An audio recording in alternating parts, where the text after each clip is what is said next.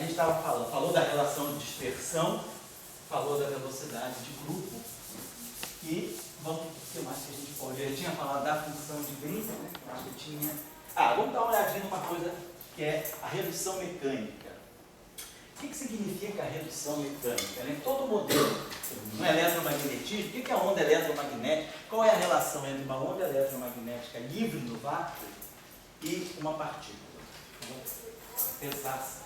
Então, o nosso Lagrangiano de Maxwell é esse Lagrangiano, como a gente já tinha escrito em outras ocasiões. 1 sobre 2C2 é 2 menos C2. Esse é o Lagrangiano de Maxwell. Campo elétrico menos gradiente de φ menos dA dt. E B é o rotacional de A. Então, se vocês olharem para cá, vocês estão vendo que o campo φ ele não tem derivada temporal. Ele é um campo que o potencial elétrico ele não tem derivada temporal. Se ele não tem derivada temporal, ele não tem velocidade. Ele é uma coordenada que eu não consigo associar ela a uma velocidade generalizada. O que é uma velocidade generalizada? É a derivada do Lagrangiano. O que é um momento generalizado? É a derivada do Lagrangiano em relação à velocidade. Se eu substituo essas expressões aqui, é só muito fácil a gente ver. Vai ficar 1 sobre 2C2, vai ficar gradiente de φ ao quadrado. Mais a ponto, vamos botar assim, a ponto ao quadrado. A derivada temporal de A ao quadrado. Menos o tempo cruzado. Menos 2 a ponto escalar gradiente de φ. E menos P2, menos rotacional de A ao quadrado. Então, se a gente for olhar, o campo φ, ele não é uma coordenada generalizada verdadeira. Se eu for tirar dr dφ ponto, eu encontro zero. Então, o momento associado à coordenada φ é zero. Então, essa coordenada φ não tem grau de liberdade, ela não tem momento, ela não propaga. Toda a propagação está no A. O A, sim, ele tem velocidade. Se eu for derivar o Lagrangiano em relação a ponto, aí ponto, eu obtenho o próprio aí ponto. Então, a velocidade, o momento do campo, está ligado à velocidade. O momento do campo. Então, essa coordenada generalizada, ela existe. Então, ela é importante. É ela que está dando a dinâmica do campo. O φ é um coadjuvante. Ele vai acompanhando o ar. Quem faz a física, e nós inclusive mostramos aqui em aulas precedentes, quando a gente escolhe o gauge de radiação, a gente zera o φ. Né? Quando a gente escolhe o gauge de Lorentz, né? Que é 1 sobre C2 ddt do φ, mais a divergência de A igual a zero. E aí a gente tem a radiação livre no vácuo, pela simetria de gauge, eu faço duas transformações de gauge, zero φ. Sobra só o A e o A é sujeito ao chamado gauge de Coulomb. Então, a gente está vendo que o φ realmente é uma variável meio encostada, né? Ela vai no vazio, vai no vácuo do ar. Porque quem tem propagação é o ar. Então, olhando aqui, só quem tem, na verdade, velocidade, só tem velocidade ou tem tempo cinético, só tem tempo cinético ou tem momento. O φ é uma coordenada sem momento. Ela não propaga. Então, quem carrega o φ é o ar. Então, a gente pode imaginar o seguinte, vamos supor, então, um limite extremo. Eu estou trabalhando com campos A e D. Aí φ. Suponhamos que eu esteja estudando, quer dizer, meu sistema de campos é genérico, aquelas equações são satisfeitas para qualquer configuração geral. Suponhamos que eu vá restringir o meu problema a campos φ e A que não dependam da posição.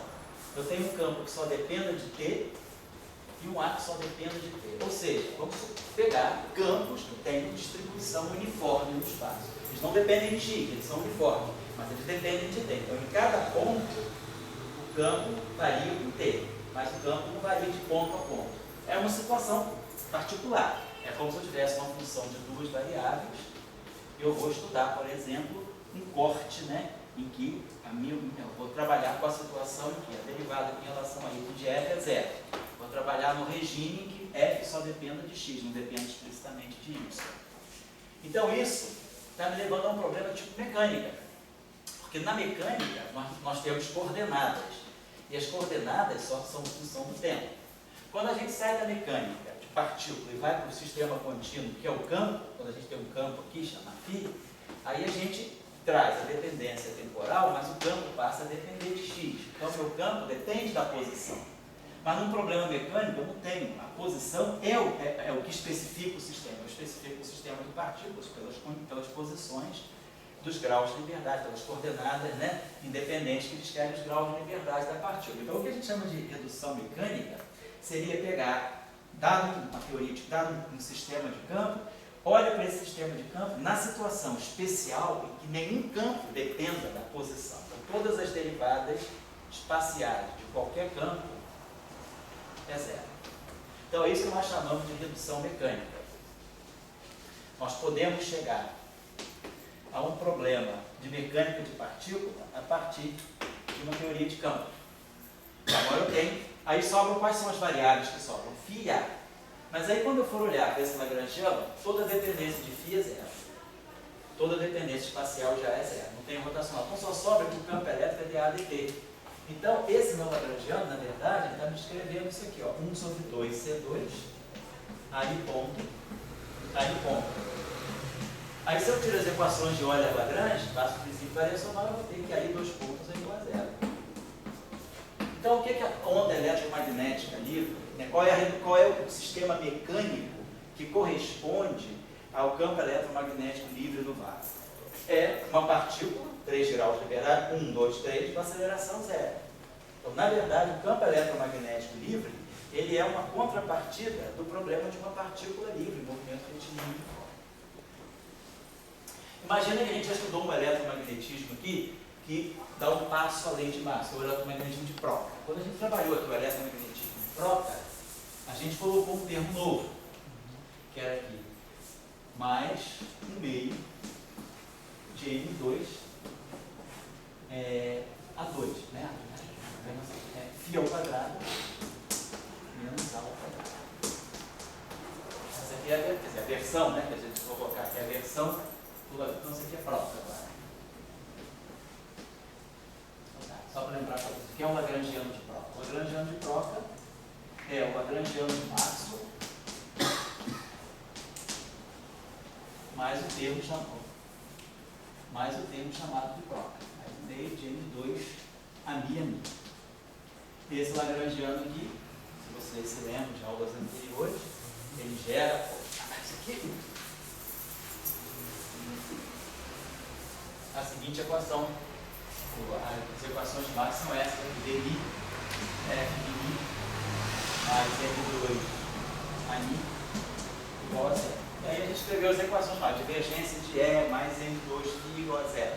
Rotacional de E menos d, divergência de B igual a zero. E aí ficava rotacional de B mais M2 vetor A igual a 1 sobre C2 da E dele. Então ficava esse termo aqui aparecido. Então esse aqui é o termo de Proctor. Então agora se a gente olhar a eletrodinâmica de Proctor e for fazer a redução mecânica, nada vai mudar muito. Porque eu vou ter aqui, eu não vou ter, aqui não tem nada, porque aqui vai ser rotacional de A. Então o rotacional de A vai embora. Esse termo aqui morre de novo. Aqui de novo, gradiente de φ é zero. Só vai sobrar aqui a ponto ao quadrado. Mas agora eu tenho φ aqui e tenho A aqui. Então se nós formos tirar a equação de Euler-Lagrange, eu só tenho φ aqui. Então quando eu fizer o princípio variacional em relação a φ, variar esse lagrangiano em relação a φ, a solução vai ser φ igual a zero. A equação de Euler-Lagrange para φ é 2φ delta φ igual a zero. Então φ é zero. Então, de novo, no Lagrangiano de Proctor, o potencial φ não é importante. Agora, se eu for tirar a equação para A, eu vou produzir esse termo aqui. A 2 pontos. Estou esquecendo 1 sobre 2 C2, né? A 2 pontos. Aqui tem que ter um cuidado. Quando eu fizer a derivada, eu tenho isso aqui, ó. A ponto, que é aí ponto, aí ponto. Quando eu fizer o princípio variacional, eu vou ter, vai dar 2 vezes aí ponto, delta de aí ponto. E aqui vai aparecer o termo que vai ser mais 1/2. Então aqui vai ter esse 1 sobre 2C2. 1 sobre 2C2 vai ter esse termo que eu escrevi dessa forma. E aqui eu tenho 1 sobre 1/2 de M2 e aqui tem um sinal menos. E aí tem aqui o A2. Mas quem é o A2? É aí, aí. Então isso aqui vai dar 2, aí, delta, aí. Igual a zero. Isso aqui é a equação de Euler-Lagrange. Aqui eu não tenho delta nenhum. Então eu tenho uma derivada temporal. Tem truque que a gente já sabe, integra por partes. Traz a derivada temporal para cá, bota um sinal menos e libera aqui. Aí agora essa variação é arbitrária, os dois se cancelam, os menos se cancelam, então a nossa equação fica assim, 1 sobre C2, aí 2 pontos, mais N2, aí igual a zero. Bota N2, C2 aqui. E aí a gente vê o seguinte, que o lagrangiano de Proca livre, o campo de Proca livre, ele é equivalente a um oscilador harmônico tridimensional. X 2 pontos mais K X igual a zero, que é positivo. Então, isso aqui é um sistema oscilante. Então, a gente vê que a redução mecânica do lagrangiano de Proca, se a gente for olhar qual é a relação entre o lagrangiano de Proca e uma mecânica de partícula, na verdade o lagrangiano de Proca está descrevendo um oscilador harmônico isotrópico, tridimensional, com essa frequência. Certo? Vamos olhar agora esse lagrangiano. Então é muito interessante vocês sempre por trás de um lagrangiano. A primeira coisa que eu gosto de fazer é a gente olhar por trás do lagrangiano qual é o limite mecânico dele, porque isso dá muita informação sobre o sistema. A gente já começa a ter informação sobre o sistema, porque às vezes o sistema é complicado, as equações de campo podem ser muito complicadas, mas você já começa a, de uma certa maneira, como diz o Dória aí, né, agora o termo machista, passar a mão na bunda do sistema, olhando o limite mecânico, né? Já começa a fazer a tua primeira abordagem pelo limite mecânico. Você esquece a dependência em X, deixa a dependência em T e vê como é que os graus de liberdade do teu sistema se propagam. Já é uma primeira abordagem. Claro que o que a gente quer é resolver as equações completas, mas às vezes, por exemplo, quando se estuda caos, em problemas de caos em teoria em física de partículas, em física mecânica de partículas é uma coisa, tem muitos teoremas, né? Tem vários critérios para você estudar, os critérios dos expoentes de Lyapunov, tem vários critérios para a gente estudar se um sistema vai entrar em regime caótico ou não. Agora, quando você tem uma teoria de campos e você quiser estudar caos para sistemas contínuos para a teoria de campos, a situação se complica. Então, um critério muito interessante que os russos descobriram é que pega uma teoria de campos, tipo Young-Mills, pode ser bem complicada, faz o limite mecânico dela, aí você ganha um modelo de partícula. Se esse modelo de partícula passar pelos critérios de satisfazer regime caótico, naturalmente você garante que a tua teoria de campo também vai ter regime caótico, você vai ter causa de teoria de campo. Então, muitas vezes a gente tem alguns critérios interessantes para estudos, né, que você tem uma teoria de campo, pode ser complicado, porque as equações dependem de T, das coordenadas, você tem sistemas de equações diferenciais acopladas e muitas vezes não lineares. Então você reduz um problema de equações diferenciais parciais a um problema de equações ordinárias. São dependência em T.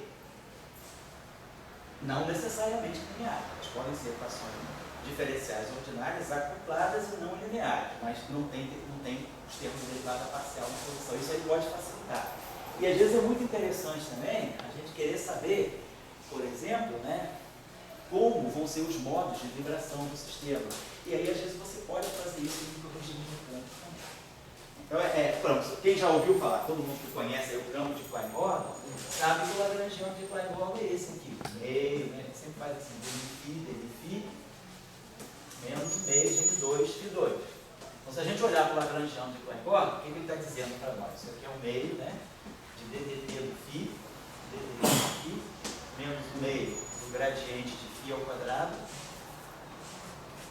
menos o meio de M2, φ2. Se agora eu vou usar Klein-Gordon no regime mecânico, eu vou dizer, no regime mecânico meu campo não depende da posição. Então vamos abandonar esse termo. O que eu tenho aqui? Eu tenho um meio de φ ponto ao quadrado, menos um meio de M2, φ2. Quando eu fizer as equações de Euler-Lagrange, vou integrar por parte, o fator 2 vai desaparecer, vou integrar por parte, vou produzir φ2 ponto mais M2. Agora, ó, Klein-Gordon também representa um oscilador harmônico. Unidimensional só que ele é unidimensional, porque o campo é uma componente. O campo eletromagnético tem 3 componentes, o A1, A2, A3, então tem um oscilador harmônico tridimensional. Então, às vezes, por trás de uma teoria de campo, o que a gente tem é um sistema mecânico que a gente sabe resolver. Então, isso pode nos ajudar a compreender, às vezes, melhor certos aspectos do sistema. Vamos olhar o Lagrange, então, que era o filtro aqui. Então, é Maxwell, tem aqui um termo de Maxwell, vou botar até Proca, Maxwell, Proca, que era o filtro aqui. Vou fazer uma grande então mais carregada. Então, a gente vai ter menos 1/4, então, o famoso termo, 1 sobre 2C2, é 2 menos B2. O termo de Proca, nós já vimos qual é. Mais 1/2 de M2, vamos parar M2 aqui, aí aqui vai ter φ ao quadrado menos A ao quadrado. E agora eu quero o filtro aqui, nós temos escrito assim, ele é epsilon, mi,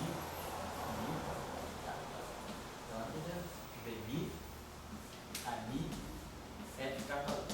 Esse é o que eu quero o filtro aqui. Vamos pegar, então, você tem esses índices de 0 a 3. Vamos pegar mi igual a 0.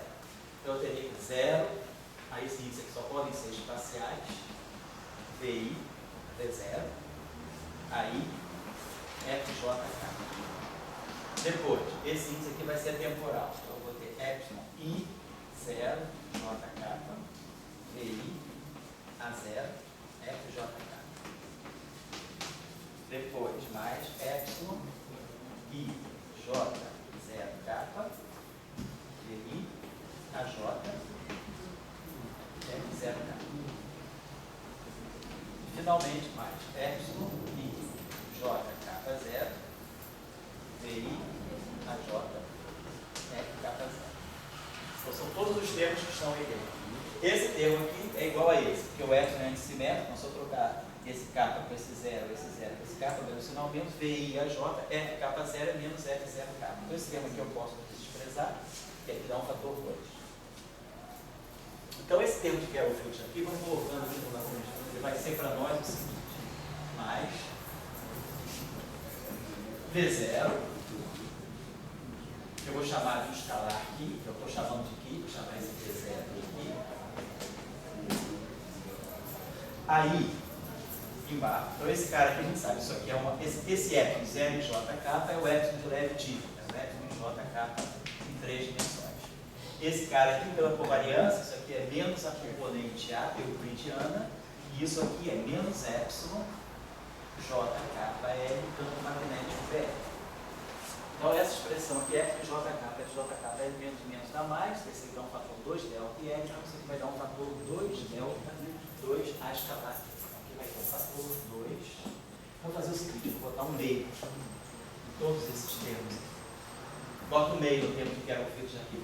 Vai ficar sendo meio de epsilon I, kappa lambda, VI, ami, F kappa lambda. Vou escrever com meio. Então esse 2 aqui vai produzir, vai cancelar, a gente vai ter 2 vezes 0, 2 a escalar dele. Esse é o primeiro termo. Depois esse termo aqui. Esse termo aqui, o A0 é o potencial, que vai ficar ao meio. O A0 é o potencial eletromagnético φ sobre C. Aí aqui eu vou ter esse cara aqui, eu posso trazer o 0 para cá, e aqui ganha um sinal menos. Então isso aqui vai ficar menos o meio, o leve típico. Aí aqui eu vou ter VI. E aqui eu vou ter epsilon, JKL, BL. Com sinal menos, que vai cancelar com esse menos aqui. Então epsilon JKL dá 2 vezes, que vai cancelar, delta de IL, então vai ficar VI escalar BL. Então assim vai ficar, vai ficar então, mais 2 vezes φ, VI, V escalar BL. Esse é o segundo termo desse eletromagnetismo, né? Depois isso aqui vem, né? Se eu estou rápido aqui, tem uns 14 aqui, eu vou dar assim, então você vai por menos, meio, F de JK. Ah, esse cara aqui é menos VI, o setor euclidiano, esse cara aqui é o φ, esse cara aqui é menos F de JKL. Então tem 3 sinais menos, não menos aqui. Esses 2 aqui cancelou. Ah, mas esse aqui é. sinal menos. Menos. O 2 desse delta aqui cancela com esse meio, e aí aqui fica φ. Deixa esse termo de 8.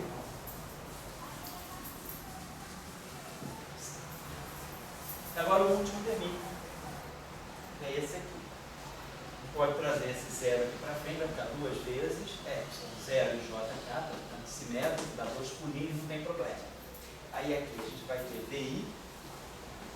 Então isso aqui, do ponto de vista, isso aqui é tudo espaço de incógnito. Do ponto de vista euclidiano, isso aqui é menos vi, isso aqui é menos aj, isso aqui é d0, isso aqui é o campo elétrico componente K.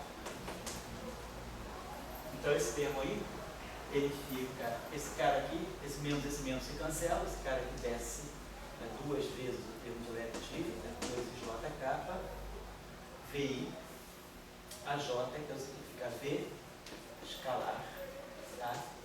Muito legal, né?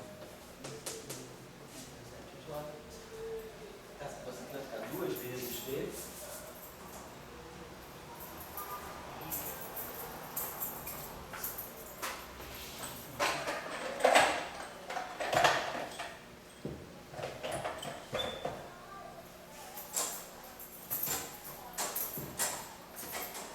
Então vamos lá, então ficou menos duas vezes.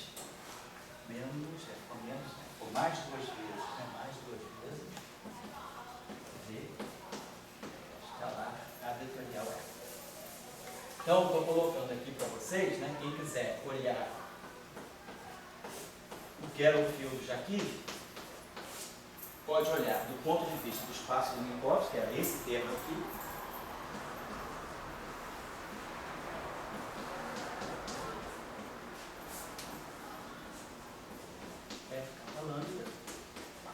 ou pode olhar escrito nos componentes. Vai ter esse acoplamento aqui, o setor escalar entra aqui já entra a parte vetorial. Então esse aqui é o nosso modelo, que era o fio de Jacques com morte próprio. E a gente pode perguntar, essa redução mecânica, aquele elétrico. Então vamos pensar, redução mecânica, todos os termos que têm derivada espacial são zero. Então B rotacional de A, como já foi antes, com diminuição de zero. Aqui não tem nada a zerar, aqui é 0B, aqui é o 0B, e do E vai ficar o aponto. É menos gradiente de φ, menos dAdt. Então agora vai aparecer um sinal menos aqui, porque substitui o campo elétrico por menos dAdt. Então a redução mecânica desse sistema, ela mata vários termos. Então esse termo aqui é o de sempre. Esse termo aqui a gente já viu, ele dá 1 sobre 2C2, aí ponto. Em termos de equação de movimento, ele vai dar menos 1 sobre C2, aí nos pontos. Esse termo aqui é esse. O φ, de novo, se eu fizer a equação de Euler-Lagrange o φ nem aparece, só aparece naquele tempo. Então, quando eu fizer a variação, vai ficar 2φ, ΔΦ igual a zero. Então, φ é zero. Então, não é. Agora, o termo do ar. Vai ficar o 2, vai cancelar com 2, vai ficar menos M2 aí. E agora, eu vou tirar esse termo, vamos trabalhar esse termo quando eu fizer o princípio variacional. Esse termo aqui, então, a gente escuta, ele é menos 2 epsilon i jk vi aj derivada temporal k. Mas então o princípio variacional vai ficar o v, não mexe no v, menos 2 epsilon i jk vi delta aj a capa menos 2 epsilon i jk vi aj delta a capa.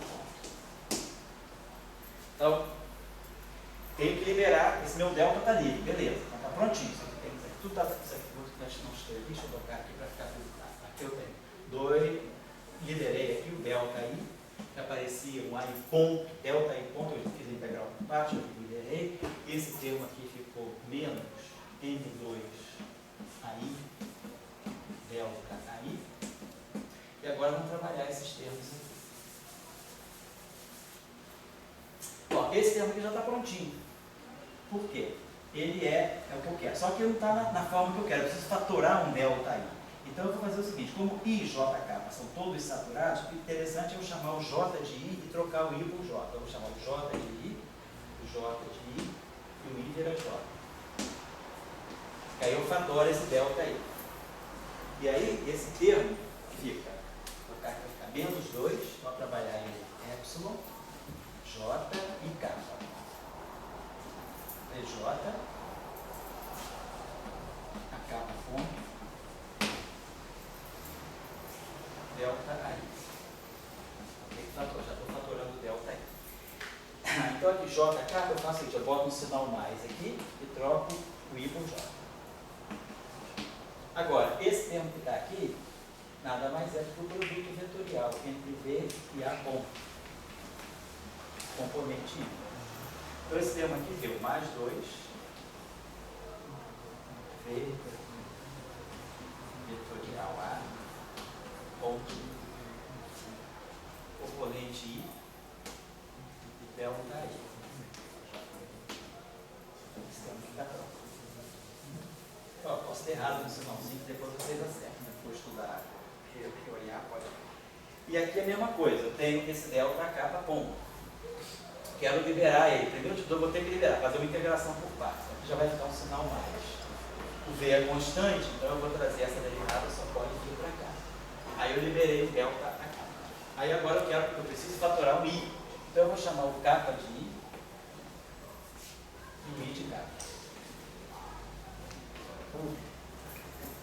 Então ficou delta I como eu gostaria. E aí agora eu tenho K J, trago esse I para cá. Não vai acontecer nada. Depois você vai dar um fator 4. Vai dar o mesmo termo. 2V vetorial A ponto componente I delta I.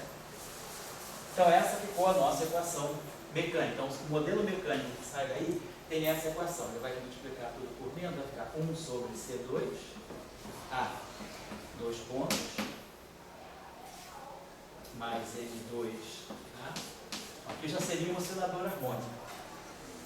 E aqui, ó, nós temos um termo que é V vetorial A ponto. Igual a zero. Então vocês estão vendo, ó, esse termo aqui tem uma velocidade. É como se fosse um oscilador harmônico com um termo de velocidade. Que pode ser um termo de amortecimento. Né? Eu multipliquei aqui é menos por menos. Né? Então é como se fosse, quer dizer, eu tenho um problema em que eu tenho x2 pontos, tenho x ponto, tem X. Só que agora está tudo replicado, né? Agora, aqui é interessante observar que esse termo aqui acopla as três componentes. Não são três osciladores desacoplados. Porque quando aqui for I, aqui pode ser J e K. Porque esse termo aqui, na verdade, eu posso escrever assim. Se eu quiser colocar em componente, isso aqui vai ficar 1 sobre C2, aí 2 pontos. Mais N2, componente I. Mas isso aqui vai ficar menos 4, epsilon, I, JK, VJ, AK ponto. Então, se a gente for olhar essas equações, o caráter oscilatório está aí, é um oscilador harmônico, mas provavelmente um oscilador harmônico com amortecimento, em termos de fricção. É como se o papel desse background fosse gerar um oscilador harmônico, como é que se diz, amortecido, né? Então, vamos pensar que isso aqui seria, se eu pegar a componente X, por exemplo, então isso aqui vai ficar 1 sobre C2, AX 2 pontos, mais N2 AX. Se fosse lá embora, não estava aqui, eram osciladores desacoplados. Mas agora, quando esse cara aqui for X, esse cara pode ser Y, então vai dar um rotacional aqui, vai dar um produto vetorial. Então isso aqui vai ficar menos 4 VY AC ponto menos VZ A Y ponto. Igual a zero. Professor, Oi. você está falando que vai ter um amortecimento, mas com esse termo acoplado aí, é certeza que vai ser... Tarefa. Não pro fim de semana, só segunda-feira. Então, 1 sobre C2, beleza. Vocês podem até fazer a coisa, se quiser. Bom, quem quiser fazer, abrir um pouco. Então, vocês vão ter um sistema de 3 equações, aí como o turista vai perguntando. E o amortecimento sai mesmo? Então, a tarefa é verificar qual o papel. Então, o que a gente está tendo aqui, né, vamos analisar o papel do termo, né, que é o field aqui, na dinâmica do oscilador. dos osciladores acoplados. Né?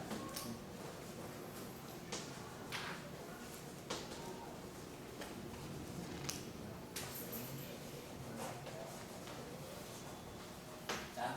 Por exemplo, vocês podem olhar isso aqui da seguinte Isso maneira. na redução mecânica, né? Isso na redução mecânica. Isso aqui é um sistema, você está perguntando, o que está por trás desse eletromagnetismo? Então, os bastidores desse eletromagnetismo, eu posso ter uma mecânica ligada a um oscilador, um conjunto de osciladores tridimensionais, que não são acoplados aqui nos termos de frequência, mas que se acoplam pelo termo de fundo, de acoplamento com fundo. Pois não? O fato de estar tudo dando osciladores harmônicos ou osciladores harmônicos acoplados, tem ligação, por acaso, sobre a quantização quando você considera operadores de escala porque quando você quantiza em termos de osciladores. Tudo que a gente sabe em física é oscilador harmônico. Nossa cultura máxima. Quando não é oscilador harmônico, você bota perturbação em termos anarmônicos. Mas a gente só sabe partícula livre e oscilador harmônico. É isso mesmo. Então, por isso até que quando Dirac fez a primeira quantização, a primeira vez que se quantizou um campo na vida, né, que a humanidade quantizou um campo, foi quando Dirac quantizou o campo eletromagnético, em 1927. E aí, ele quantizou o campo eletromagnético como um conjunto de osciladores. Então, disso. Mas aí, se a gente pegar um campo antes da quantização, fazendo a conta dele, descobrir que a redução mecânica dele não dá no oscilador harmônico, a gente pode tirar alguma coisa disso? Se você estiver no mundo relativista, sempre vai dar, sabe por quê? Sabe quem está por trás de tudo isso, a eminência de tudo isso? É 2 igual a P2, C2. Por trás de todo o campo, você tem que ter essa relação. Então, isso aqui te dá alguma coisa, que é ômega 2, isso aqui te dá um kappa 2, isso aqui te dá. Você tem sempre, se a partícula tem massa ou não, você vai ter sempre uma relação entre frequência e vetor de onda, alguma coisa do tipo oscilador, por causa, no fundo, é a relatividade que está te dando. Você tem sempre oscilador.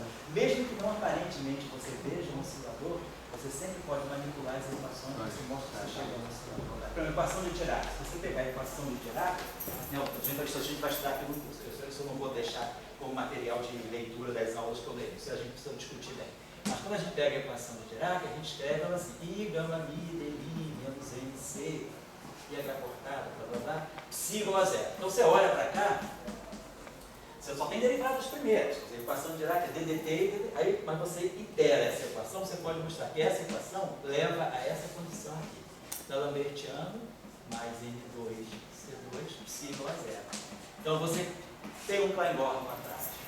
Então todo campo relativista tem que chegar no Klein-Gordon para poder satisfazer a relação entre energia e momento.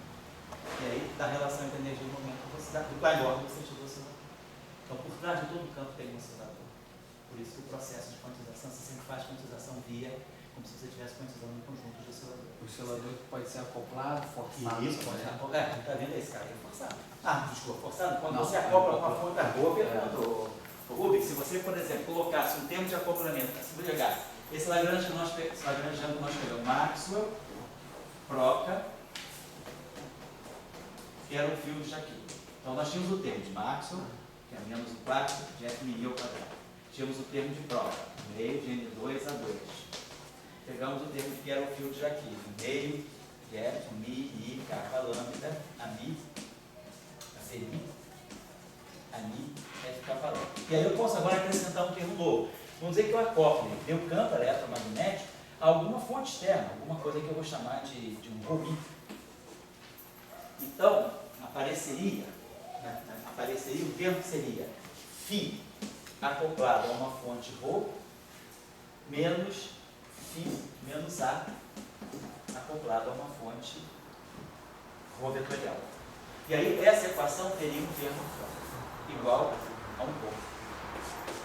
Agora, uma coisa interessante é que você pode fazer o trabalho inverso, porque se você tiver um campo, você tiver uma força que não conhece, você reduz, acha que é um forçado, ali você resolve o forçado, mas você pode relacionar o que você achou com isso vai te dar muitas informações. Realmente, pois Você está falando de fazer uma engenharia reversa. uma engenharia reversa. Pegar a dinâmica que você já sabe que tem que ter E e voltar para para descobrir Você pode te ajuda, justamente por isso que você faz, muitas vezes, é muito importante na teoria de campo. A primeira coisa que eu gosto de ensinar para os meus alunos é sempre, nunca pega uma teoria de campo e fica assustado, quer dizer, tem um lagrangiano desse tamanho, você tem que saber mexer com ele. Primeiro olha para ele, é tipo um cavalo selvagem que você tem que começar a domar, né?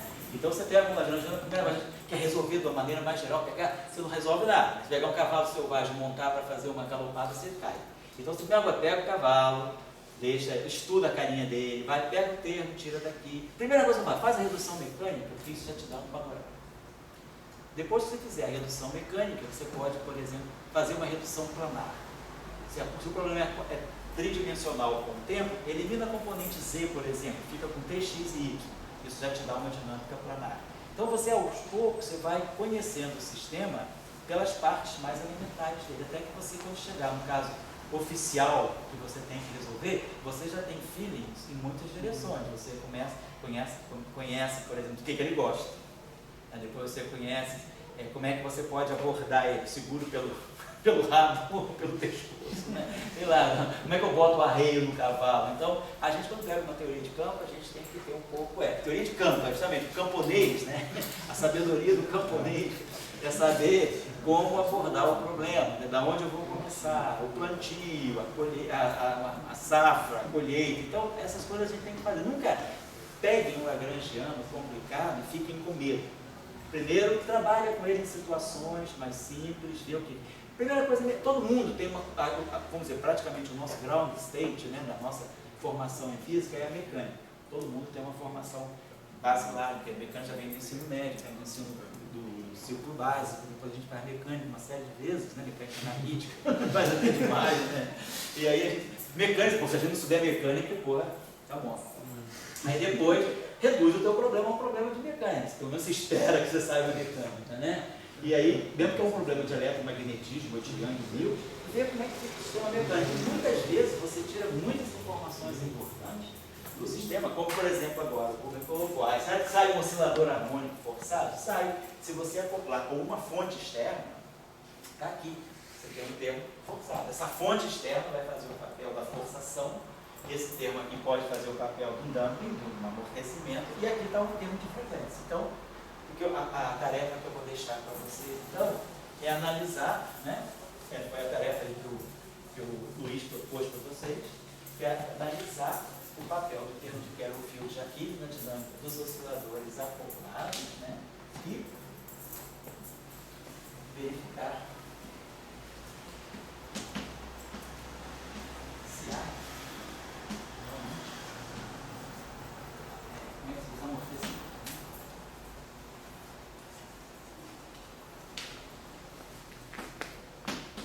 Certo? Então isso era uma coisa que a gente podia. Vamos acabar 15 para as 8, a gente vai direto 20 para as 8, 15 para as 8. Se eu soube, nem adianta ir agora. Teve duas pessoas que saíram do CDPF de carro, voltaram porque disse que o tempo estimado para chegar na praia de Botafogo está em 35 minutos. Então o pessoal voltou, deixou o carro e foi por isso. Então vale a pena esperar um pouquinho mais. Né? Então, vamos dar uma olhadinha nas invariâncias discretas. Nós já falamos da simetria de Gauge para eletromagnetismo, né? Mas seria bom a gente falar de outras simetrias, que são as chamadas simetrias discretas, que aparecem muito em física de partículas. Todo mundo já ouviu falar da invariância de conjugação de cargas, que nós vamos estudar em detalhe da equação de Dirac, da invariância por paridade, invariância por reversão temporal e invariância por CPT. Quer dizer, as simetrias discretas que nós temos são a invariância por paridade, a invariância por reversão temporal e a invariância por conjugação de cargas. São simetrias discretas. Esse ano, por sinal, 56, né, está fazendo 60 anos que se descobriu a primeira violação de paridade na natureza, que foi nas interações práticas. Foi o trabalho de Li Yang,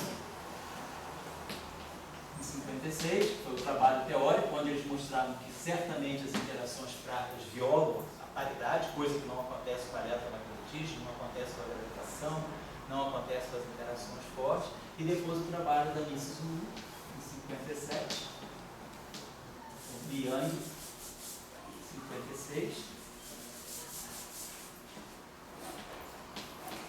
e a Miss Blue em 57. E demonstra pela primeira vez, né, teoricamente e experimentalmente, que a paridade é violada nas interações fracas. Depois, em 64, nós tivemos a violação de CP nas interações fracas. Em 1964, Colonin até valeu a eles o prêmio Nobel, alguns 20 anos depois, pela descoberta de violação não só de P, mas na verdade de CP. Portanto, eles descobriram que as interações fracas também violam a reversão temporal. O neutrino, se for contar a história de trás para frente, ele vai contar diferente. Conta a história para frente, agora, se ele voltar a história, ele vai te contar outra coisa. Eu não confio muito no neutrino, não. Então, é a violação de CP e de P. Claro que nós queremos, tem teoremas muito fortes que nos fazem saber quando, né? Toda a teoria quântica de campos, toda a teoria de campos que tem alguns pré-requisitos fundamentais, elas preservam o CPT. Então, o CPT parece ser uma simetria fundamental da natureza. A natureza que é compatível com a simetria de Lorentz. Então, existe uma relação muito profunda entre a invariância do CPT e a invariância de Lorentz. Se nós violarmos a simetria de Lorentz, será que quem demonstrou o teorema do CPT foi Pauli, em 1940, mais ou menos. Ele mostrou que se a gente pegar uma teoria de campos que é baseada na simetria de Lorentz, no grupo na relatividade especial, que respeita a causalidade e que tem campos fermiônicos e bosônicos, onde os campos fermiônicos respeitam a estatística de Fermi-Dirac e os campos bosônicos respeitam a estatística de Bose-Einstein. Então ele mostra que essa teoria é necessariamente invariante CPT. Agora, se nós violarmos CPT, será que Lorentz persiste ou não? Então existe essa relação entre a simetria CPT e a simetria de Lorentz. Hoje, nós sabemos, nos últimos resultados que a gente tem no final da década de 90, resultados mais axiomáticos, mostram que se nós violarmos a simetria de Lorentz, nós violamos ou não CPT. Então, quer dizer, se Lorentz é quebrado, se a gente quebra a simetria de Lorentz, isso não necessariamente implica que eu quebre CPT. Então, você pode quebrar a simetria de Lorentz e não necessariamente você quebra CPT. Mas assim, você pode quebrar ou não? Você põe exemplo, você pode ter uma teoria que viola Lorentz e pode tê-la com CPT ou sem CPT. A quebra da simetria de Lorentz não necessariamente invalida a invariância de CPT. Mas não? Então, a invariância... Não, pode... Fala aí. A invariância do CPT é mais fundamental. Mais fundamental. Se você viola CPT, Aí o outro viola também. você viola Lorentz.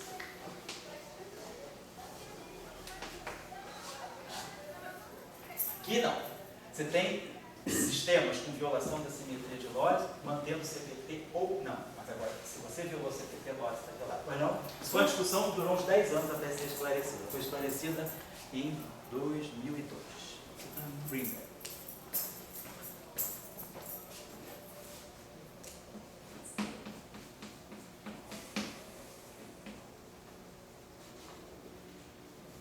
O PRL, Physical Review Letters, 2002. Pois não? Quais são as vantagens de eu violar Lorentz ou não violar Lorentz? Ou CP e CPT também violar? Quais são as vantagens físicas, na verdade? Isso. Lorentz, o que poderia acontecer de você ter que violar a simetria de Lorentz? Imagina que você vai para energias cada vez mais altas. Quando você vai investigando o teu sistema físico em energias cada vez mais altas, você vai se aprofundando na distância. Então, você vai conseguindo chegar a distâncias tão pequenas que você já pode começar a detectar uma natureza discreta do espaço-tempo. O espaço-tempo é contínuo para nós até uma escala que a gente vai observando, mas depois você pode já estar começando, porque se você imaginar que você vai a energias tão altas, perto da escala de Planck, o que você tem já é efeito quântico na gravitação. E gravitação é métrica. Então a tua métrica espaço-tempo, ela flutua, ela é quântica. Então, se a média do teu espaço-tempo é quântica, isso deve estar indicando que você chegou numa região que o teu sistema já começa a apresentar um caráter discreto. E aí, você perde a simetria de Lorentz. Então, você sabe que a simetria de Lorentz ela é muito boa até um regime bastante alto de energia.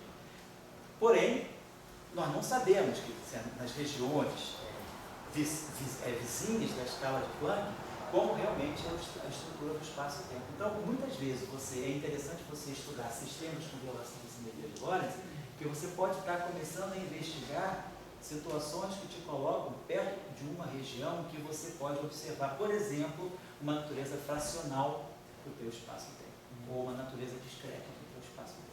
Você pode ter uma dimensão fractal, você pode já começar a pensar que o espaço-tempo, você já entra numa região de fractalidade do espaço-tempo.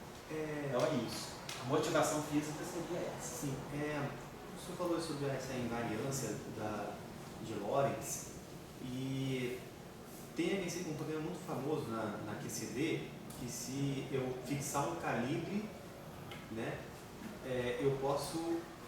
Você fala do calibre axial? Isso, o problema de Gribov. Mas aí você não viola Lorentz verdadeiramente, você viola Lorentz manifestamente. Você pode ter uma simetria. Por exemplo, se você escrever esse lagrangiano aqui, no meio de A2 menos B2, que é o lagrangiano de massa, ou se você escrever assim, é a mesma coisa. Se você olhar para esse lagrangiano, você diz imediatamente, Lorentz invariante, casou índice com índice, é um escalar de Lorentz. Se você olhar para cá, você não pode garantir nada. Isso aqui, ele é invariante de Lorentz, mas não de uma forma manifesta. Então, quando você vai para um calibre, tipo calibre axial, você está indo para uma região, você não violou a simetria de Lorentz no sentido fundamental dela. Você apenas está escrevendo a tua teoria de uma forma que não é explicitamente Lorentz invariante, mas você não perdeu a invariância de Lorentz. Tá? Existe uma confusão, né? Que é a mesma coisa eletromagnetismo. Se você escolher o Gauge de Coulomb, imagina você está estudando o campo eletromagnético de Gauge. Nós mostramos o quê? Que nós podemos, sempre por uma escolha de Gauge para radiação livre, zerar o fim, isso nas equações de Maxwell, não estou dizendo nesse caso. Se as equações de Maxwell são as minhas equações, eu estou com as equações de Maxwell no vácuo, eu posso sempre escolher um Gauge que φ é zero e que a divergência de A é zero. Isso aqui é tudo menos covariante. Se eu fizer uma transformação de Lorentz, se φ é zero no referencial, φ não é zero no outro referencial. Se você fizer um boost de Lorentz, né? Você pega T' igual a gama T menos beta sobre C x. X' igual a gama x menos beta CT. Y' igual a y. Então você pega essas transformações de Lorentz e aplica nessas condições. Então você vai ter, se fizer essas transformações de Lorentz, você vai ter φ' igual a gama φ menos beta sobre C a x. Isso aqui é φ'. A x' igual a gama a x menos beta C φ. A linha y igual a zero, a linha z igual a zero. Então as transformações de Lorentz dos potenciais eletromagnéticos são exatamente iguais àquelas ali. Muito bem. Então, se φ é zero no sistema de referência, φ não é zero no outro. Se a divergência de zero, a divergência de A é zero no sistema de referência, não é zero no outro. Essa condição aqui, divergência de A. Se você fizer isso aqui, vou pegar isso aqui, fizer uma transformação de Lorentz em cima dessa divergência de A, se ela é zero, então se você tiver isso aqui, se você pegar divergência de A igual a zero e fizer uma transformação de Lorentz, você vai chegar numa divergência linha no outro sistema de referência, de uma linha diferente de zero. E você vai chegar num filinho diferente de zero. Só olhar para cá. Se φ é zero, mas o AX não é zero, então o filinho não é zero.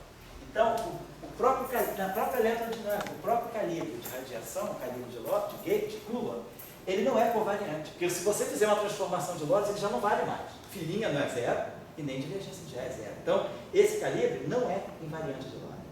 O que você faz? Você tem ele, aí você faz a mudança de referencial, você perde ele. Aí quando você chegou no novo referencial e que você perdeu ele, você faz nesse referencial uma nova transformação de Gauge, aí você reconstitui ele. Então você tem que pegar calibre que não é covariante, faz uma transformação de Lorentz, aí você perde ele. Mas naquele referencial onde você perdeu ele, você refaz uma transformação de Gauge e retorna ele. Então no fundo, dessa forma você consegue compatibilizar um calibre que é não covariante com a simetria de Lorentz. Então você não quebrou Lorentz. E um calibre muito utilizado é o abeliano maximal, né? Que é Isso. o mar. Isso, esse Mark, também é muito utilizado. Esse calibre é covariante. Perfeito. Então essa simetria de esfera, essa aqui é uma relação, uma coisa bastante interessante, né? Porque, por exemplo, nós sabemos, a nossa pergunta é, por que invariância, se você também perguntou, acho que alguém perguntou, você perguntou, por que CPT também é importante? Porque a gente se pergunta até que ponto na natureza, que o que a simetria CPT faz? A simetria CPT me leva uma partícula numa antipartícula. Então você se pergunta, será que a física da partícula é exatamente a física da antipartícula? Então, a partícula tem uma massa, a antipartícula tem a mesma massa. Mas, por exemplo, o tempo de decaimento da partícula é o tempo de decaimento da antipartícula? Ou, por exemplo, pega o pósitron e bota no campo gravitacional. Ninguém sabe se o pósitron sobe ou desce. Então, a gente sabe que o pósitron, o elétron cai.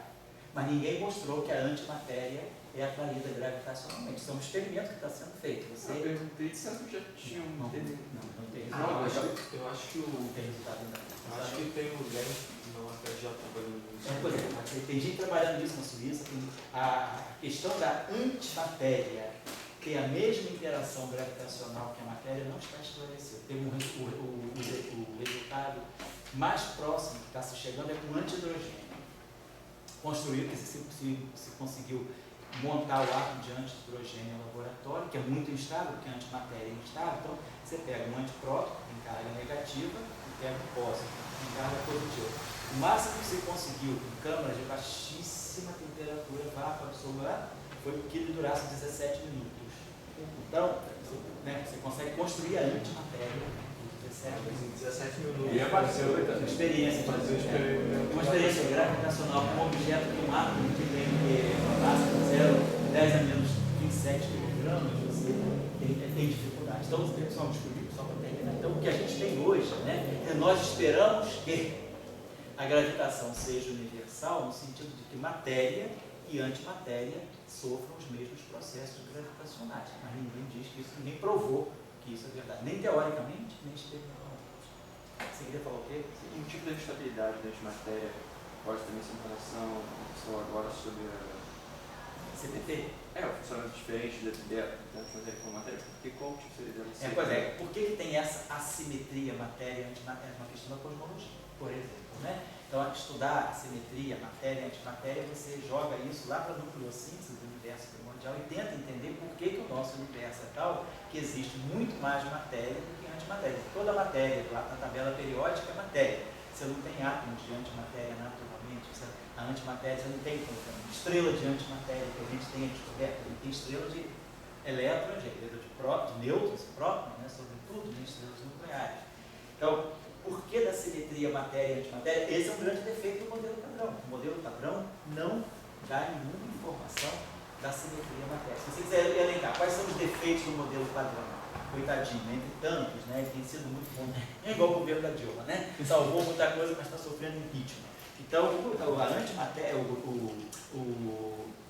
modelo padrão é um pouco assim, ele resolveu muitos problemas, nós entendemos muitas coisas com o modelo padrão, mas, por exemplo, o modelo padrão, ele, antes de tudo, ele não descreve a vegetação, não dá nenhuma informação sobre matéria escura, mas ele também não descreve a simetria matéria e antimatéria, ele tem esse problema. Ele tem o problema da estabilidade do setor de Higgs, ele não justifica absolutamente por que o campo de Higgs aparece, ele bota lá, mas qual é a origem do campo de Higgs, o parâmetro de massa do campo de Higgs não está lá também. Então nós temos vários aspectos que dizem, o modelo padrão é muito, muito limitado. Então, o modelo padrão não tem nenhuma relação, não consegue explicar a constante cosmológica. Então, um dos problemas do modelo padrão é justamente explicar por que da assimetria matéria. E aí o CPT é interessante por isso. Por exemplo, está se fazendo muitos experimentos para se ver se realmente, porque a antimatéria é muito instável, então você quer saber até que ponto você pode também ter experimentos confiáveis com antimatéria e vamos dizer, os erros não são triviais. Então saber se realmente o teorema do CPT é válido com a máxima precisão é uma questão em aberto. Professor, Oi. uma questão ficou meio em dúvida quando a gente lá na aula de fonte latística do professor Arthur, Sei. que ele falou da conjugação de carga, de que ela, por exemplo, a paridade, ela pode reverter a posição, mas não reverter o tempo. Isso. O tempo... Vamos fazer isso agora. Reverte o tempo, mas não manutenção. Isso. Mas a conjugação de carga, ele deu lá, que não reverte o spin. Então, a gente deu uma pergunta, surgiu uma pergunta para ele assim, ó, mas professor, se tiver uma corrente de pósitron no fio, o spin ele vai girar, no sentido horário, no outro sentido oposto a uma corrente de elétrons. De que spin você está pensando? Exatamente esse. É um spin número ou é um spin momento magnético? Momento magnético intrínseco. Intrínseco. O spin, momento magnético, ele muda com a conjugação de carga? Sim. Então o spin, o espaço-tempo, né, O spin muda com a conjugação de carga. Se você pegar a equação de Dirac, você está estudando a equação de Dirac, pega a solução de energia positiva no referencial de repouso. 1, 0, 0, 0. Você faz uma conjugação de carga, que é o operador que você tem lá na equação de Dirac, I gama 2, gama 0. Aí você aplica nesse objeto. Aí o que você vai obter, a conjugação de carga, você vai obter uma solução de energia negativa com spin para baixo. Então o spin, por exemplo, até por que isso aí é importante? Só você olhar para cá. Imagina que você tem uma interação entre um spin, que é um momento magnético, e um campo magnético. Essa interação aqui é uma interação eletromagnética. É a interação de um spin, né, um momento magnético e um campo magnético. Vamos dar uma olhada. Então, o que está aqui no momento magnético? Está a razão giromagnética, o fator de Lorentz, está o magneton de Bohr e está aqui o spin da partícula. Então vamos lá. Então você tem a razão giromagnética, o magneton de Bohr, que é a carga do elétron, vezes sobre 2m. E aí aqui você tem o spin da partícula, que o spin da partícula é S em unidade de H cortado. Então você traz esse H cortado para cá, e isso aqui então fica sendo o magneton de Bohr.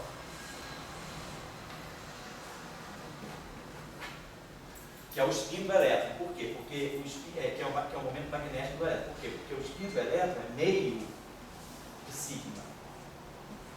E a razão giromagnética do elétron é 2. Então esse 2 cancela esse meio. Então, no final do dia, o momento magnético do elétron é o próprio magneton de Bohr, que é RH cortado sobre 2M. Então, isso aqui para nós, né, já botei a unidade RH cortada aqui, é a interação entre o momento entre o dipolo magnético e o campo magnético. Tá? Vamos olhar então as simetrias que eu queria falar, simetrias. Vamos pensar o seguinte: o que é a simetria de paridade? A simetria de paridade, ela me leva, ela não mexe no tempo, mas ela reverte as três posições, as três coordenadas espaciais, mudando a orientação do eixo, porque a mão direita passa a ser mão esquerda. Eu tenho, né, x vezes y, menos x vezes menos y, não dá menos z, dá z. Então, a regra, eu saio da direita para a esquerda, por isso que eu quebro a paridade. Bom, vamos lá.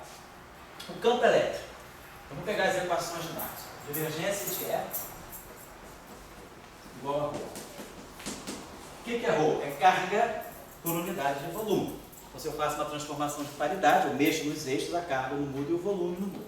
Então, isso aqui é invariante de P.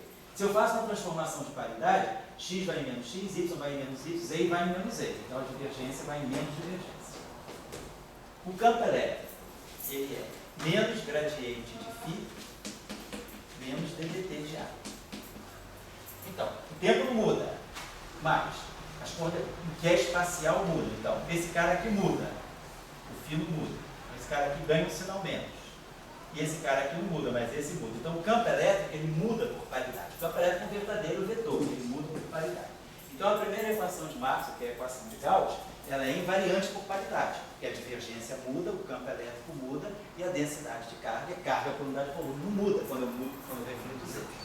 Então, invariância de paridade me diz que o E, então eu vou botar aqui, paridade, o φ vai em φ, o A vai em menos A, não há um verdadeiro vetor.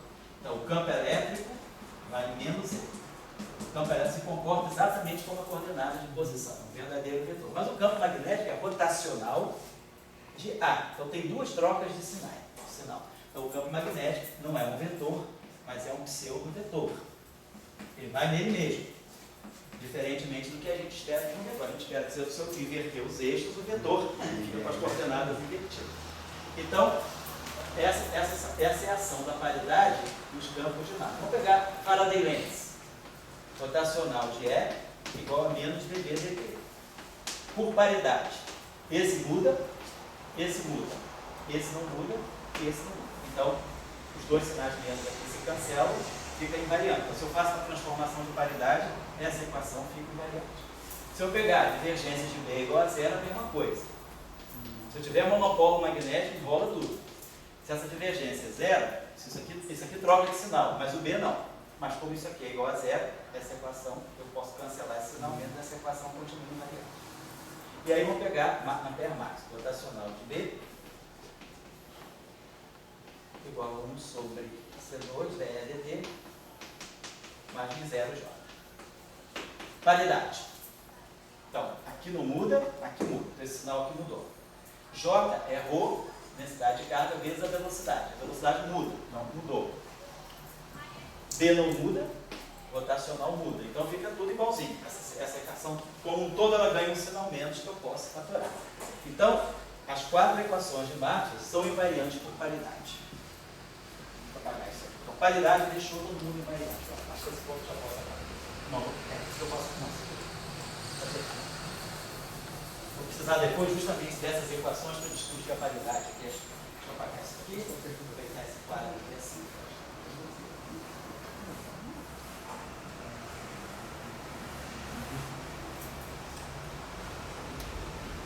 Vou pegar agora reversão temporal. Reversão temporal. A gente muda o sinal do tempo. Então, T vai em menos T e o X vai em X. Daniel, Oi. uma pergunta. O fato do B não mudar de sinal de acordo com a paridade me faz crer que os potenciais que são realmente os observados físicos. Pode ser uma maneira de você justificar. Reversão temporal. Então, divergência, vamos lá. Então, é menos gradiente de φ menos de A. Então, o gradiente não muda. O T muda. Vamos olhar as equações de Marco. Divergência de E igual a ρ. Reversão temporal. Aqui eu tenho carga e volume, então não mexe no tempo. Reversão temporal. O gradiente não muda. Então o campo elétrico não pode mudar. Se o campo elétrico não muda, ó, esse cara não muda, então esse cara não pode mudar. Esse cara muda, então o A tem que mudar. Então, por reversão temporal, o φ vai em φ. Mas o A vai em menos A. E aí fica, campo elétrico é menos gradiente de φ menos de A dt. Se botar divergente de E, é igual a ρ. Isso aqui não muda. Isso aqui não muda, então esse aqui também não pode mudar. Mas como esse aqui muda, esse aqui tem que mudar. Esse não muda, esse não muda. Então, a gente já fixou as transformações agora. Então, meu campo elétrico vai nele mesmo. Não muda, o campo elétrico vai nele mesmo. Agora vamos ver o campo magnético. Reversão temporal. B é rotacional de A. Rotacional não muda, reversão temporal, mas o D muda, o A muda. Então, o D vai em menos D. Então, vamos olhar a reversão temporal das equações de Marx. Então, vamos lá. Divergente de E igual a ρ, a gente já viu que fica ok. Rotacional de E igual a menos dB dt, por conjugação de carga. Então, o rotacional não muda, o E não muda. O T muda, o D muda. Então, aqui tem os dois se compensam, então nada muda do lado direito. Então, Faraday Lens, ok. Divergente de B é igual a zero. Então, o rotacional, o divergente não muda, mas o D muda. Mas aí, como é igual a zero, eu fatoro o sinal mesmo.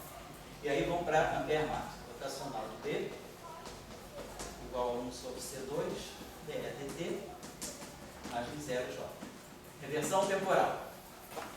Não muda. Rotacional não muda, o B muda. O tempo muda, o E não muda. J é ρ vezes V. ρ não muda, que é carga sobre volume. Isso aqui é dx dt, e dt muda, então a velocidade muda. Então esse termo aqui muda. Então a gente tem um menos aqui, um menos aqui, um menos aqui. Então no final do dia os menos se cancelam. Então as 4 equações de Maxwell são invariantes por T. Então elas são invariantes por P, são invariantes por T. Agora, conjugação de carga. O que a conjugação de carga faz? A conjugação de carga, ela leva a partícula, ela troca o sinal da carga. Então, divergente de E igual a ρ. Se ela troca o sinal da carga e ela não mexe no espaço-tempo, ela tem que mexer no campo elétrico. Então, por conjugação de carga, vou colocar aqui. Claro, então conjugação de carga não mexe no tempo, que é uma transformação que mexe só na carga, ela não mexe no espaço-tempo. Então ela não mexe nem em T nem em X. Agora o φ, se eu mudo o sinal do E é menos gradiente de φ menos dA dt. Então, devido à conjugação de carga, eu mudei o sinal da carga, então o campo elétrico muda de sinal. O campo muda. Isso aqui não mexe. Então isso aqui tem que mexer. Isso aqui não mexe. Então isso aqui tem que mexer. Então os dois potenciais eletromagnéticos, quer dizer, o campo do fóton, apesar dele ser neutro, ele reage a uma conjugação de carga.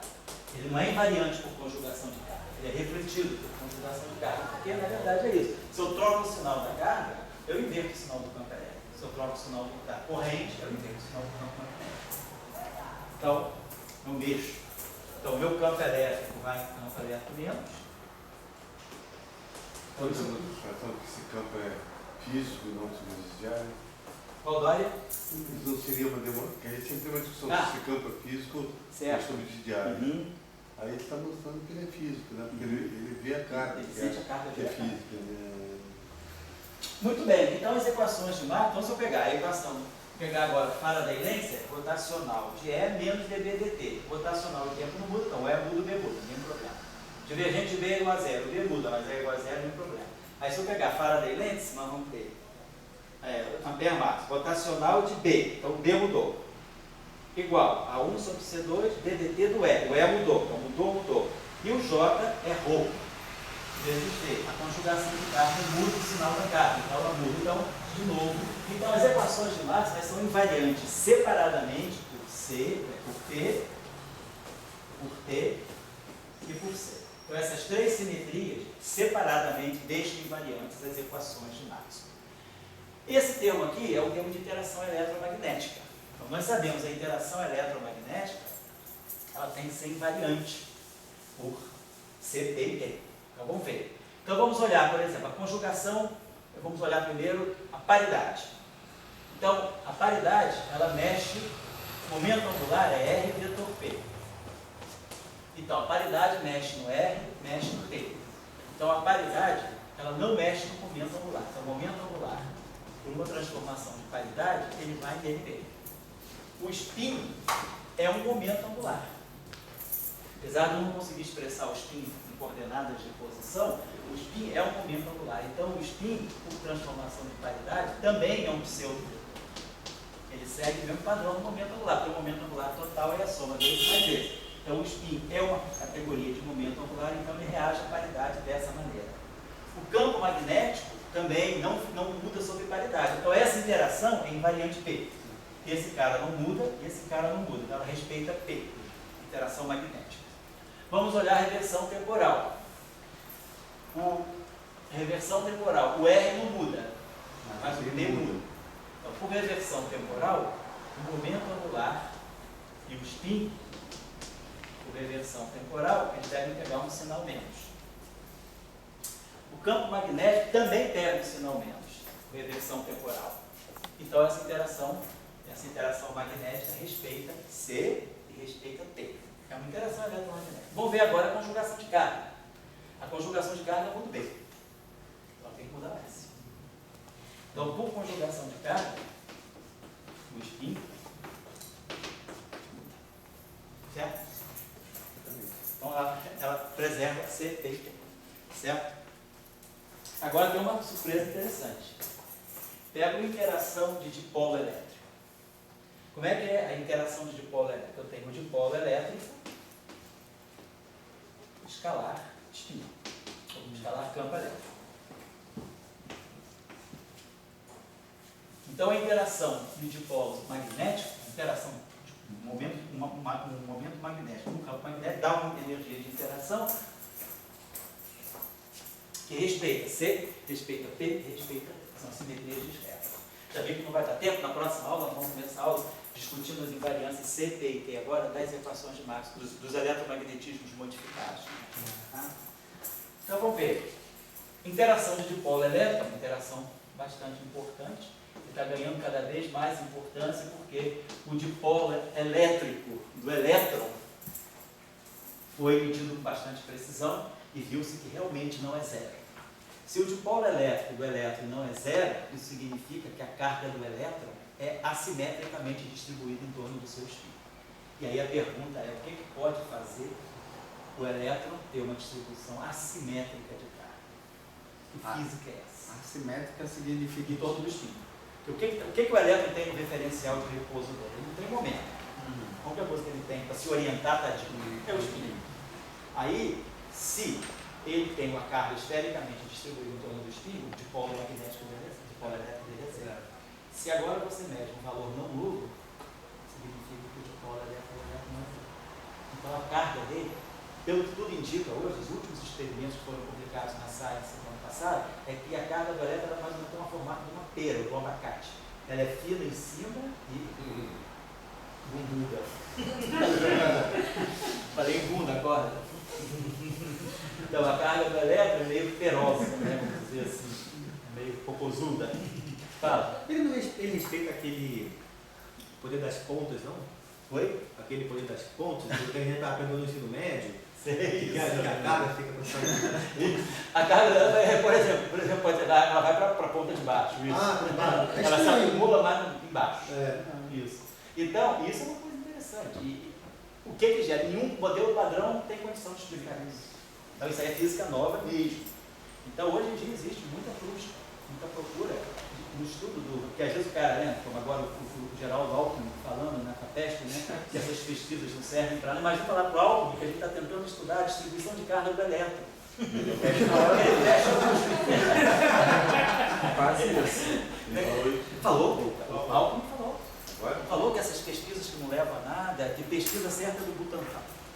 Só se faz, que é um absurdo a FAPESP dar tanto dinheiro para pesquisa, que esses acadêmicos que ficam na Torre de Marfim, que não fazem nada, fazem pesquisas inúteis, cuidam dos seus próprios interesses através das pesquisas, então que a FAPESP tem que começar a repensar isso.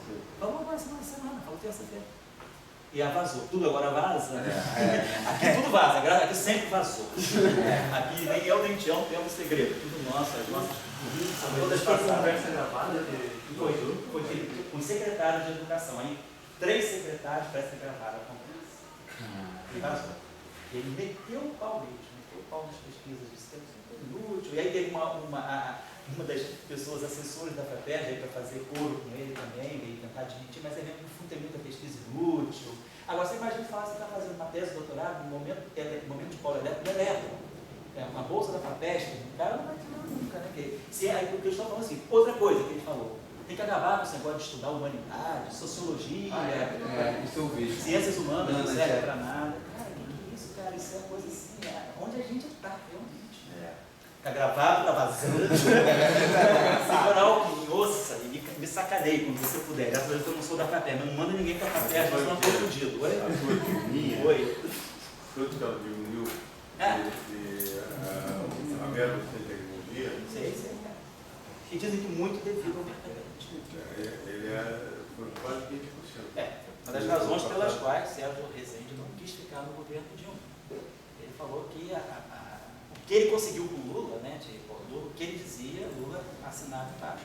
Ele começou a ver que a entourage da Dilma lá era completamente contra essas ideias. Ele saiu do Ministério da Dilma por isso. Ele não quis ficar, não sei porque ele sabia que o assunto era esse, reduzir ciência e tecnologia. Agora, o cara que vão acabar com ciências humanas. Pô, na Alemanha, não estou brincando não, na Alemanha agora, se você não faz pesquisa aplicada, o financiamento é muito difícil. Na Alemanha está pesado, né? Teoria pura, está muito difícil, não está conseguindo.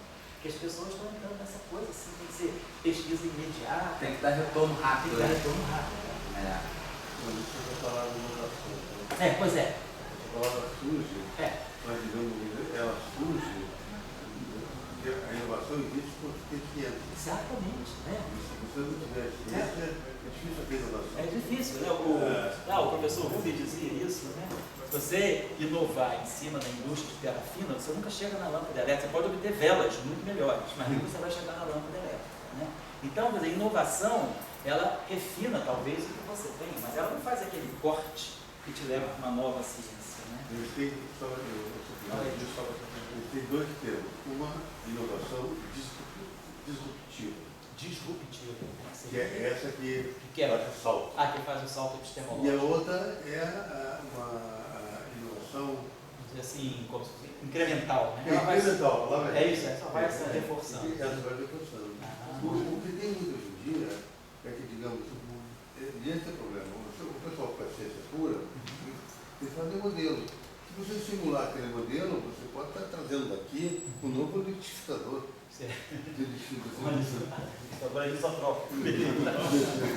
É o jeito de enganar para a festa, mas o projeto de um liquidificador é anisotrope. Dá certo. Não foi assim que o CBPF, desculpa, não foi assim que o CBPF conseguiu a primeira biblioteca? A história que o Leite Lopes sempre contou é essa. Naquele primeiro governo lá acho que era do Dutra já, né? Eles precisavam comprar livro, então eles falaram, a revista italiana era Il Nuovo Cimento. Eles falaram que era uma nova forma de fazer cimento. Cimento em italiano quer dizer, você se colocar para cimentar-se em italiano, colocar-se à prova. Quer dizer, Nuovo Cimento significa o novo desafio. Mas os caras traduziram o falso cognato como se fosse os novos cimentos. E aí a aprovação foi imediata. Então vamos fazer o liquidificador elisotrópico. Fala aí, Dória. Não, eu só quero dizer que o que tem hoje em dia é que o pessoal de ciência também não faz. Às vezes, Então, por exemplo, eu dou exemplo de Maple, e do exemplo de Maple Sim. O Maple Sim é um software preparado para simulação. O pessoal do LIME para simulação, programa desse programa. Já, tadinho. Mas eu só quero dizer que hoje em dia a facilidade de simular está ficando mais e mais fácil. Mais complexa, né? Mas isso no discurso ao caminho, o que falha é o seguinte, o início da nossa época de tudo está na equação. Se você não tem uma equação, você não vai fazer um carro. Não tem inovação. Vamos botar isso. Sem equação, sem inovação. Vamos criar esse jargão. Boa, Sara. Só colocar para vocês entenderem, hoje em dia um automóvel ele é feito por 100 mil equações. Se você tiver 100 mil equações, você faz um automóvel. Então, mas você está pensando na equação primeiro, para a mecânica, para toda uma complexidade. Se não tiver isso, você não faz inovação. Então, o discurso do Alckmin, ele é achar que o cara vai lá pegar o rabo da cola, e ele vai te obedecendo. Não é mais isso. Se não tiver modelagem, não tem nada de como. Se você não tiver ciência básica, né? Então, isso eu estava querendo colocar, só para chamar a atenção. Então, o dipolo elétrico está indicando, tudo parece indicar que a distribuição de carga do elétron é mais ou menos assim. Ele tem mais spin, mais carga do polo sul do que do polo norte. Então, agora, o que é a interação de dipolo elétrico? Qual é a interação de um dipolo elétrico com um campo elétrico? É essa aqui, da mesma forma que aqui eu tenho Mi escalar B, dipolo magnético de campo magnético, dipolo elétrico, campo elétrico. Só que o dipolo elétrico, ele é uma propriedade da partícula. Se eu estou no referencial de repouso da partícula, o único vetor que eu tenho à disposição é o spin. Então, o dipolo elétrico, ele é proporcional também ao spin, da mesma forma que o dipolo magnético é proporcional ao spin. Então, no referencial de repouso da partícula, a gente espera que o dipolo elétrico seja paralelo ao dipolo magnético, não necessariamente na mesma orientação, que é por causa da carga, mas o dipolo elétrico e o dipolo magnético são ligados ao spin. Então, essa interação aqui, ela pode ser trazida também, quer dizer, aqui vai estar o dipolo elétrico e vezes o spin. O dipolo elétrico também tem que ser proporcional ao spin, através de um fator aqui, que não é a carga sobre a massa. Um fator aqui que é o dipolo elétrico da partícula. Vamos colocar assim. Agora, se eu for olhar de novo, invariância, paridade. O campo elétrico muda, o spin não muda. Então, já violei a paridade. Essa interação viola bem. Eu mudo o campo elétrico, paridade, mas não mudo o spin. Aí, se eu pegar C, conjugação de carga. Muda o spin e muda o campo elétrico. Então, conjugação de carga está ok. Mas então essa interação já violou CP. Reversão temporal. Esse cara aqui muda, esse cara aqui não muda. E ela viola T. Então, a interação de um dipolo elétrico com um campo elétrico viola CP e viola T separadamente. Mas mantém CPT. Viola CP com um sinal menos, porque aqui tu ganha um sinal menos, aqui não ganha, e aqui ganha um menos. Então, no final do dia, essa interação é invariante CPT, mas ela quebra CP. E quem trabalha com... Alguém tem aqui do LHC? Você que trabalhou com o LHC, né? Justamente no LHCB que você trabalhou, né? Quer dizer, vocês estudam muito violação de CP. O teu mestrado foi violação de CP, então. Então, CP a violação de CP é muito interessante compreender a violação do CP, porque por trás da violação do CP pode estar a origem da massa. Quer dizer, o LHCB ele vai nessa direção, na direção de compreender os processos com violação do CP e os processos de geração de massa. Então, essa interação, apesar de ser uma interação eletromagnética, ela viola o P. Ela não viola C, então ela viola CP e viola T, mas não viola CPT. Então, é um exemplo interessante de uma interação eletromagnética que viola paridade. CPT viola tudo? Como? CPT viola tudo? CPT. Não, se você violar os três separadamente, você viola CPT. Mas você pode violar duas delas e não violar CPT. Então, se você viola C e P, você compensa. E a espectralidade e a inicidade? Elas estão ligadas ao CPT também. Se você pega o elétron, né? A gente vai estudar como for fazer a equação de Dirac. Quer dizer, o que é a quiralidade, né? Vamos dizer, a helicidade. A helicidade é a helicidade do elétron. A helicidade, vamos colocar. Então, o que é helicidade? Vou chamar de H. A helicidade é a projeção do spin ao longo da direção do movimento da partícula. O vetor unitário do momento. O momento dividido pelo seu módulo. Então, isso aqui é a projeção do spin na direção do movimento. Então, isso é helicidade. Então, se você fizer uma transformação de paridade, você não muda P, S. O spin não muda por paridade, ele é pseudo-vetor, mas você muda P. Então, você troca a helicidade. Então, uma transformação de paridade mexe na helicidade. Se você fizer uma reversão temporal, o spin muda, o momento muda. Então, a helicidade não muda sobre T. Então, é uma combinação, no caso de carga e de paridade